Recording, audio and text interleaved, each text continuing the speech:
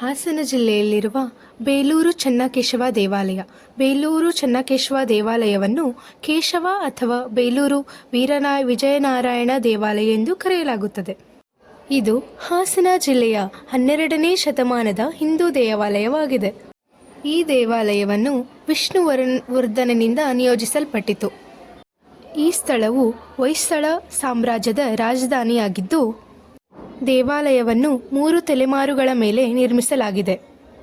ಇದು ಹಾಸನ ನಗರದಿಂದ 35 ಕಿಲೋಮೀಟರ್ ಮತ್ತು ಬೆಂಗಳೂರಿನಿಂದ ಸುಮಾರು 200 ಕಿಲೋಮೀಟರ್ ದೂರದಲ್ಲಿದೆ.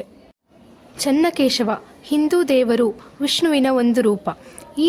ಈ ದೇವಾಲಯವು ವಿಷ್ಣುವಿಗೆ ಸಮರ್ಪಿತವಾಗಿದೆ ಮತ್ತು ಅದರ ಸ್ಥಾಪನೆಯಿಂದಲೂ ಸಕ್ರಿಯ ಹಿಂದೂ ದೇವಾಲಯವಾಗಿದೆ. ಬೇಲೂರು ದೇವಾಲಯದ ಸಂಕೀರ್ಣವನ್ನು ಹಳೆಬೀಡು ಸಮೀಪದ ಹಿಂದೂ ಮತ್ತು ಜೈನ ದೇವಾಲಯಗಳೊಂದಿಗೆ ಯುನೆಸ್ಕೋ ವಿಶ್ವ ಪರಂಪರೆಯ ತಾಣಗಳ ಅಡಿಯಲ್ಲಿ ಪಟ್ಟಿ ಮಾಡಲು ಪ್ರಸ್ತಾಪಿಸಲಾಗಿದೆ. ಇತಿಹಾಸಕಾರರು ದೇವಾಲಯದ ಸಂಕೀರ್ಣದಲ್ಲಿ 115 ಶಾಸನಗಳನ್ನು ಕಂಡುಹಿಡಿದಿದ್ದಾರೆ. ಹಾಸನ ಜಿಲ್ಲೆಯ ಪ್ರಮುಖ ಪ್ರವಾಸಿ ಸ್ಥಾನಗಳಲ್ಲೊಂದು ಶಿಲಾಬಾಲಿಕೆಯ ಬೇಲೂರು ಎಂದು ಪ್ರಸಿದ್ಧವಾಗಿರುವ ಬೇಲೂರು ಶಿಲ್ಪಕಲೆಗೆ ಖ್ಯಾತಿ ಪಡೆದಿದೆ. ಹಳೆಬೀಡು, ಸೋಮನಾಥಪುರದ ಜೊತೆಗೆ ಬೇಲೂರು ಹೊಯ್ಸಳ ಸಾಮ್ರಾಜ್ಯದ ಶಿಲ್ಪಕಲೆಯ ದೇಗುಲಗಳಾಗಿವೆ.